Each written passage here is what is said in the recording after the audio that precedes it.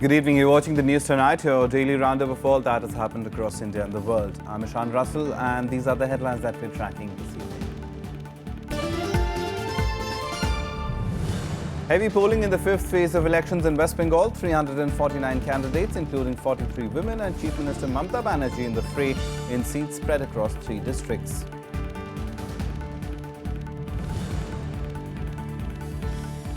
Supreme Court declines to reconsider order on NEET admission test for medical courses. First phase of the single entrance test to be held tomorrow.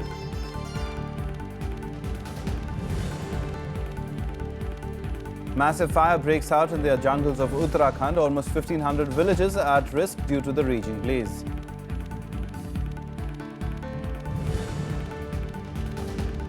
And temporary truce between rebels and forces of Assad in Syria, but ceasefire will not apply to the city of Aleppo. Our focus tonight is, of course, the elections in West Bengal, and we'll take that up in Verdict 2016.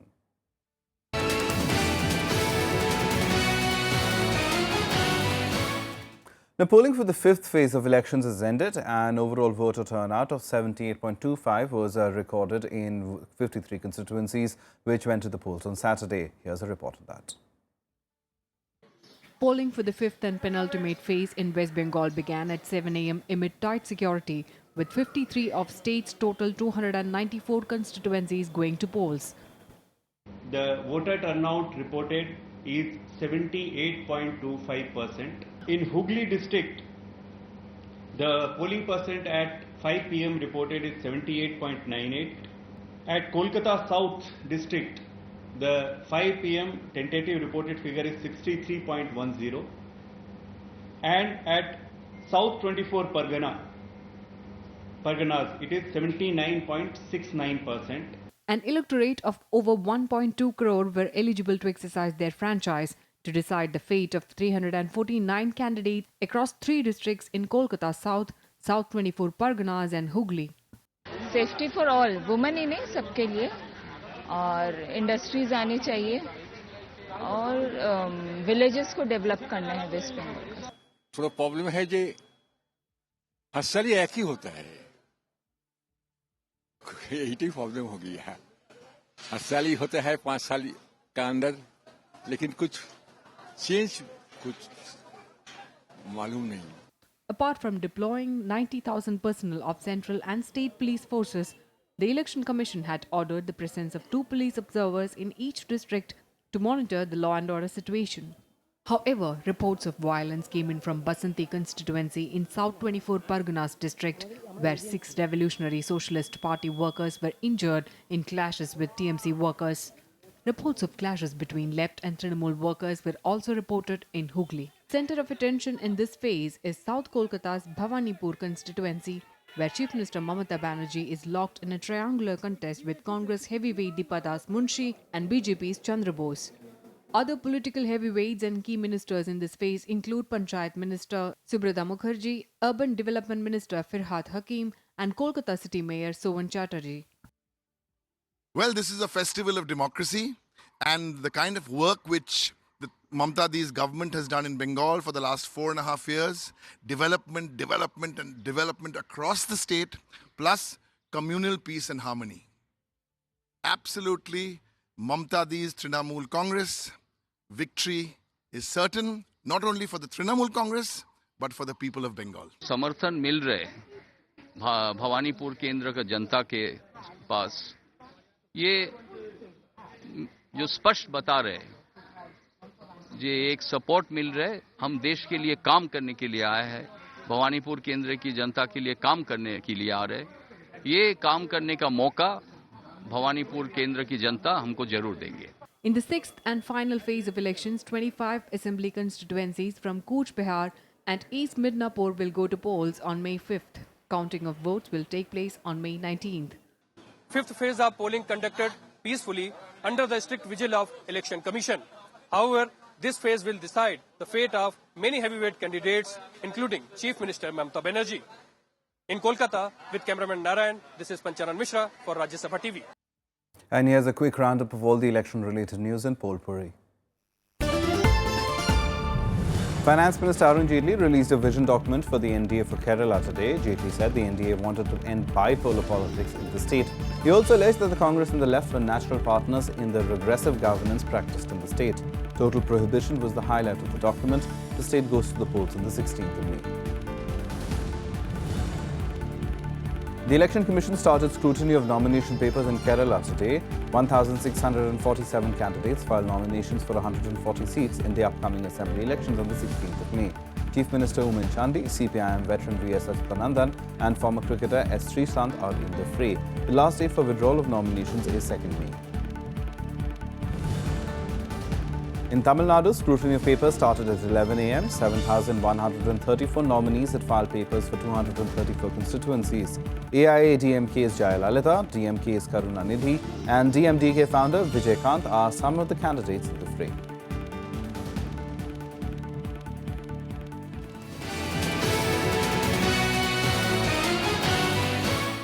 Now, the Supreme Court today declined to reconsider its order directing the NEET admission test for medical courses. The first phase of the entrance test will be held tomorrow. A group of students filed a petition seeking modification of the order. The petition claimed that students will not get enough time to prepare for the test since there is a difference in the state board and CBSE syllabus. The Supreme Court bench replied that the matter was closed since it had already been heard by another bench. The court has now asked the lawyers concerned to file an application that would be heard by a regular bench. Almost 1,500 villages of Uttarakhand are at risk due to a raging jungle fire in the state. 3 National Disaster Response Force teams have been deployed to douse the fire. The forests of Uttarakhand have been burning for over a week. Fire has engulfed thousands of hectares of forest area and have destroyed flora and fauna. Former Chief Minister Harish Rawat has asked the governor to declare Uttarakhand a fire disaster-stricken state. पूरे वातावरण में चारों तरफ धुआं ही धुआं है और इससे सांस लेने में भी तकलीफ हो रही है। सारे जानवर जो है इधर-उधर भाग रहे हैं, कहीं मर रहे हैं, कहीं जल रहे हैं। अब जो जानवर बचे हुए भी हैं उनके लिए जंगलों में अब चारा, हरा चारा भी नहीं है। वो अब भूख और प्यास पानी से मरेंगे। मकान भी जल गया, सारा सामान था वो भी जल गया। 6-7 गाय बैल थे, थोड़े सारे जल रखे। यहाँ पे अचानक नीचे से स्कूल के पास से वहाँ से आग लगनी स्टार्ट हुई और से इन लोगों के मवेशी वगैरह, मकान, झोपड़ी और जो छान थी पूरी तरह से क्षतिग्रस्त हो गई। 3 NDRF teams have been deployed to douse the flames and conduct rescue operations. The teams are posted at Almora, Pauri and Gochar in Chamoli district. Additionally, 135 personnel have been sent to the state. The governor has doubled the number of state personnel deployed to 6,000. Locals have been asked to report fire incidents to the district magistrate as soon as decided so that it can be controlled in time. कि कुछ ऐसे area हैं संवेदनशील area जहाँ बार-बार आग लगती है, हर सीजन में आग लगती है, तो हमने ऐसे जितने क्षेत्र हैं उनको चिन्हित किया है और वहाँ पर हमारा ज़्यादा इसमें फोकस है। हमारा स्टाफ भी ज़्यादा उन एरियाज में ही फोकस है। अब जो हमने डिप्लॉयमेंट किया है उसमें जो लोग फॉरेस्ट फायर से निपटने का काम करते हैं उनकी संख्या हमने दुगनी कर दी। हमारी बात हुई कैबिनेट सेक्रेटरी से, हमारी बात हुई प्रधानमंत्री कार्यालय से, हमारी बात हुई होम मिनिस्ट्री में और हमारी बात हुई डिफेंस मिनिस्ट्री में। सभी लोगों को हमने सेंसिटाइज कर दिया है। एनवायरमेंट एंड फॉरेस्ट मिनिस्ट्री में बात हुई और वहां से उन्होंने ये आश्वासन दिया है कि जो भी सहायता हम चाहेंगे वो सहायता देने को तैयार है। Since early February, 922 incidents of forest fires in the state have been reported, in which 5 people, including 3 women and a child, have died, and 7 others have been injured. Pauri, Tehri and Nainital are the worst affected districts because they have a thick cover of cheed and sal trees, which are highly inflammable. Bureau Report, Rajya Sabha TV. Now, the political war of words over the Augusta Westland VVIP chopper deal continues. Defence Minister Manohar Parrikar has said that the fundamental question at the centre of the controversy is who took the bribe. Here's a report on that.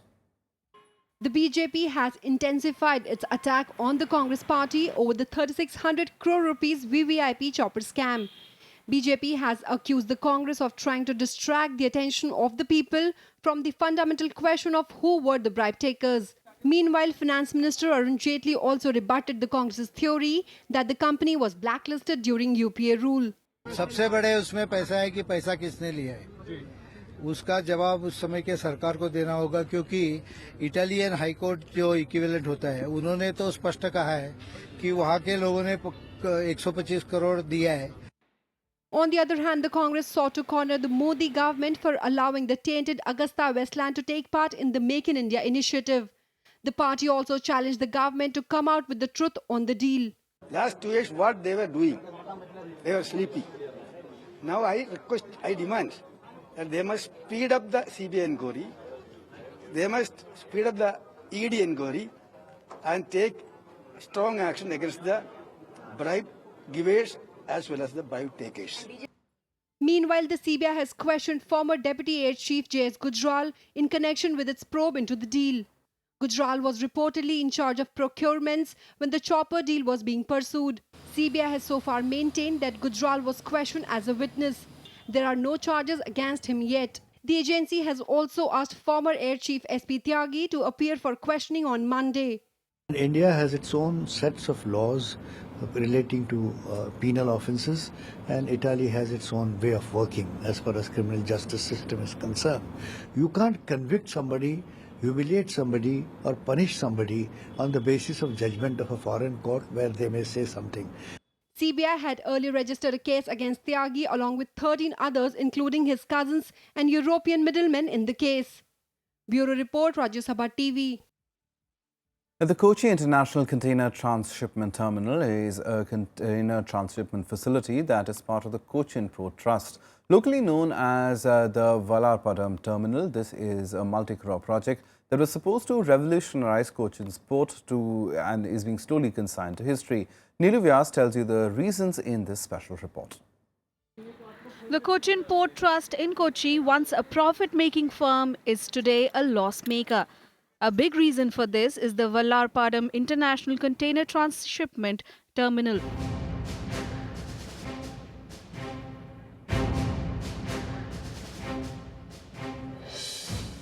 Run by Dubai Port World, the 3,500 crore rupee terminal is struggling for survival.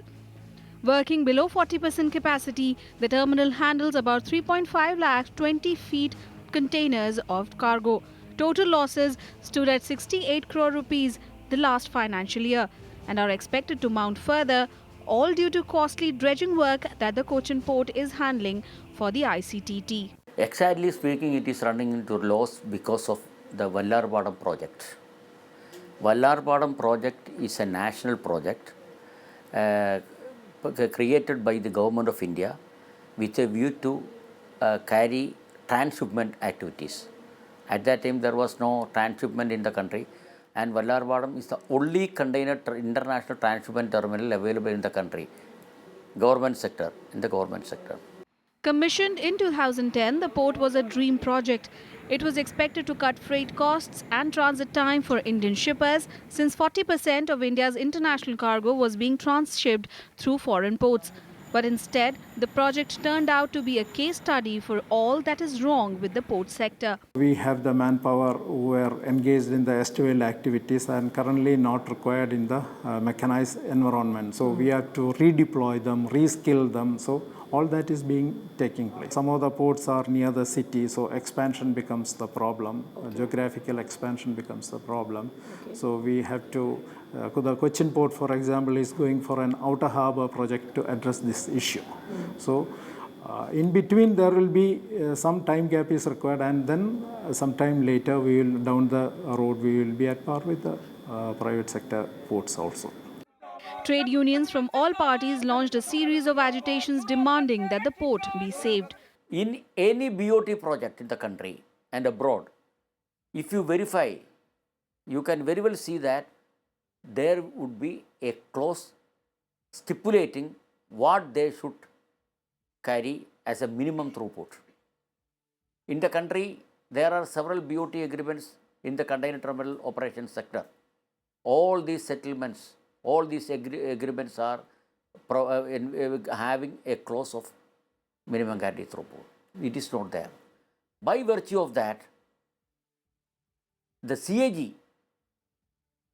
commented that Cochin port is losing about 50 crores rupees per annum by virtue of that only. Trade union leaders want the license agreement rewritten on the Vallarpadam container transshipment terminal. But the big question is, when will that take place? The trade union leaders have already asked the government to constitute a committee to execute in-depth study behind the losses at the Vallarpadam terminal. They have also demanded the reconstitution of the license agreement between DP World and the Kochi Port Trust. Till the time a tangible solution does not come up, this ancient Kochi port will continue to incur losses. With camera persons Sanjay Kumar and Amit Kumar from Kochi, this is Neelu Vyas for Rajya Sabha TV. Some more national news updates now nationwide. The Supreme Court on Saturday decided not to extend the deadline for phasing out diesel cabs in the National Capital Region and has asked them to go off the roads from the 1st of May. The earlier deadline for phasing out diesel cabs was April 1st. Now the Apex Court has refused to extend the deadline with the argument that enough extensions were given in the past. The anti-corruption branch has raided the residences of top bureaucrats in the state of Telangana, Andhra Pradesh and Karnataka. The ACB has confiscated assets worth a whopping 800 crore rupees in the raid. The assets have been recovered from the house of an IAS officer who serves as the Deputy Commissioner in the Tourism Department. ACB officials said that several bank lockers will also be opened in search. The Uttar Pradesh police has rescued 5 children from the clutches of human traffickers. The children are all residents of Fazil Nagar village in West Bengal district. Police took action on the basis of information provided by a local NGO.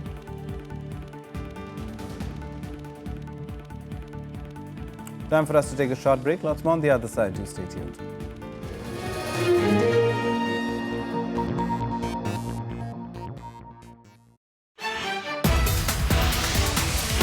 Hello and welcome to India's World. They have no sense of institutional memory as far as, relations with countries are concerned. The ability of the Chinese to inflict the damage on you today, unfortunately, is far more. The government felt that it was high time that we sent some signals to China in the wake of their constant slapping on our face that they do. Watch experts debate Uyghur visa issue in India's World on Rajya Sabha television.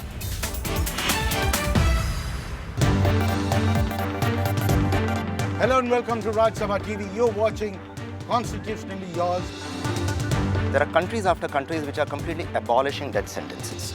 At some point of time, there has to be some kind of a check and an accountability.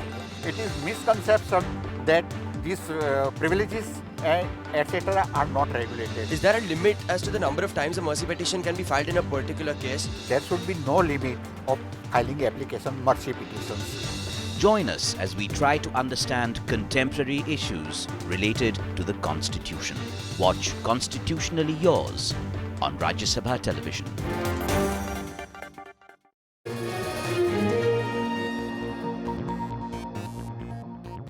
Welcome back. You're watching the news tonight. Now, President Pranab Mukherjee today invited New Zealand's investors and entrepreneurs to participate in the Make in India initiative. The president has also pitched for closer ties with New Zealand. He said that the region has gained even greater salience in New Delhi's strategic thinking and economic engagement over the past few years. The president, who arrived in the country on a maiden 3-day state visit, spoke about the importance attached by India to the Pacific region. Mukherjee, who is the first Indian president to travel to New Zealand, was received by officials at the airport. He was later accorded a ceremonial reception at the Governor-General's house, which included a traditional rubbing of nose gently with New Zealand Governor-General Sir Jerry Midapre.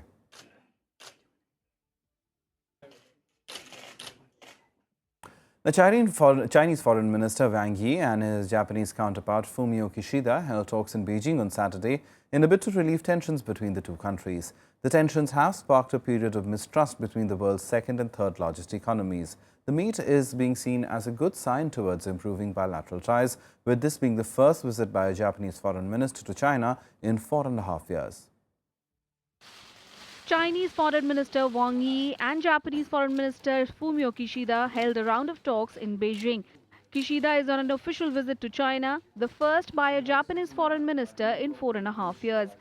China hoped Kishida's visit will play a positive role in actual improvement of China-Japan ties. 其中的原因，我想日方自己最清楚。近来日方多次提出愿意改善两国关系，你也表示愿意为此迈出第一步。如果是真心诚意而来。 Wang stressed that China-Japan ties must be based on respect for history, adherence to commitment, and on cooperation rather than confrontation. Wang also expressed sympathy with Japan over the deadly earthquakes in mid-April. 听其言，观其行。今天我愿听取外长你对如何改善中日关系的意见，但同时。 也要看日方能否真正的落实到行动上。大切な隣国同士である日本と中国のこの外務大臣の往来がこうして長きにわたって途絶えているということは望ましいことではありません。ぜひより頻繁に往来ができる関係に戻していきたいと考えています。 The visit comes against the backdrop of simmering tensions between the countries over the sovereignty of some islands in the East China Sea for almost 4 years now. Bureau Report, Rajya Sabha TV.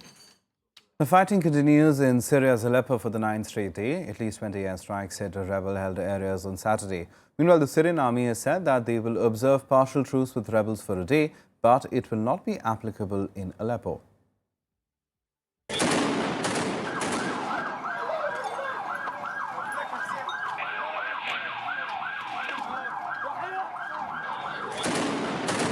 Heavy fighting between rebels and Assad forces in Aleppo.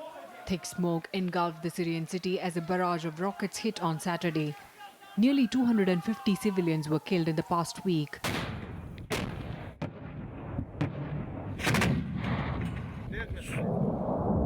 There was a temporary relief as the Syrian army declared it will observe a regime of calm, a partial truce with rebels in areas other than Aleppo. It started from Friday midnight and will last 24 hours. In Latakia province, it will last 72 hours. حلب قديمة وأدى إلى استشهاد رجل وامرأة وأطفال ومرأة لسه عايشة تحت الأنقاض. The White House assured that the US and Russia are working to restore an agreement to end the hostilities. Early on Friday, UN Chief Ban Ki-moon also held talks with UN envoy for Syria, Staffan de Mistura. The US government and Russia have been working to secure a general recommitment to the cessation of hostilities by all parties in Latakia and eastern Ghouta to be implemented beginning at midnight tonight at Damascus time. It's our view that this essentially would be a refreshment of the cessation of hostilities. The war is expected to increase the number of refugees from Syria. Residents of the ancient city of Palmyra are still on streets, unable to return home due to damaged infrastructure. Palmyra was completely destroyed by Islamic State militants before Assad forces took it back. Bureau Report, Rajya Sabha TV. A helicopter carrying workers from an oil platform to the mainland crashed off the Hordaland coast in Norway on Friday, killing a suspected 13 people. 2 people are still missing when the rescue operation stopped on Friday afternoon. The helicopter was carrying 2 pilots and 11 passengers and was flying to the city of Bergen. The victims were employed by different companies but were all working for Norway-based energy company Statoil. The crash took place 50 minutes into the flight with 10 minutes remaining to landing in Bergen on the mainland. Statoil has temporarily grounded all traffic helicopters to its platforms. Hordaland is about 250 miles west of Oslo, the Norwegian capital. Some more international news now in Global Buzz. South African court has said that corruption charges against President Jacob Zuma will be reviewed. The court ruled that he should face almost 800 corruption charges that were dropped in 2009. However, President Zuma denies the allegations which were dropped shortly before the election in which he became president.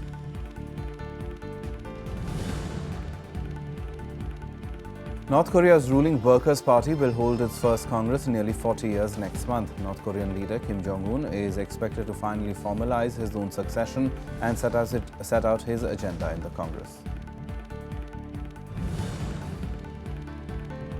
The government of Panama has established a commitment of independent experts to make recommendations on cleaning up the country's financial system. The move comes after the leak of documents from Panamanian law firm Mossack Fonseca, causing an uproar internationally over illegal offshore accounts. President of Panama, Juan Carlos Varela, called for the review of the leak, suggested rich foreigners were using the accounts to hide their illegal wealth. Cambodia's passenger train service resumed a regular weekend service on Saturday after remaining suspended for years. The trains and railway were almost totally destroyed by war more than 40 years ago. Prime Minister Hun Sen climbed aboard it to inaugurate the first trip.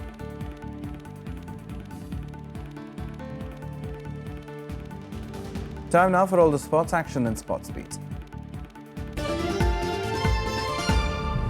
Ace Indian shuttler Saina Nehwal crashed out of the Asia Badminton Championships at Wuhan in China today. She lost to China's Wang Yihan 16-21, 14-21 in the semi-final.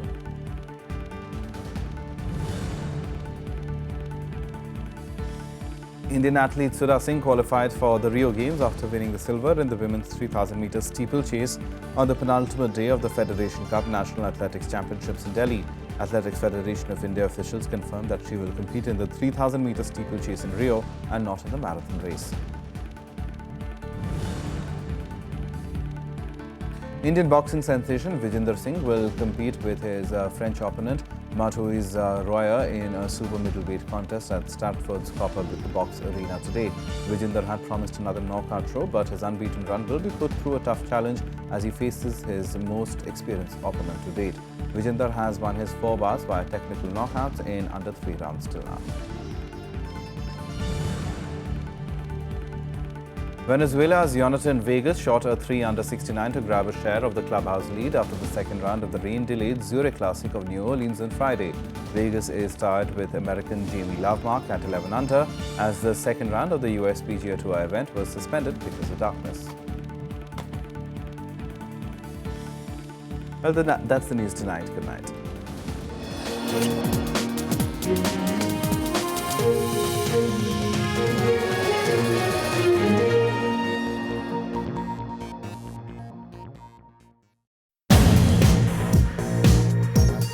Math phobia is developing because they don't relate to mathematics to the world around them.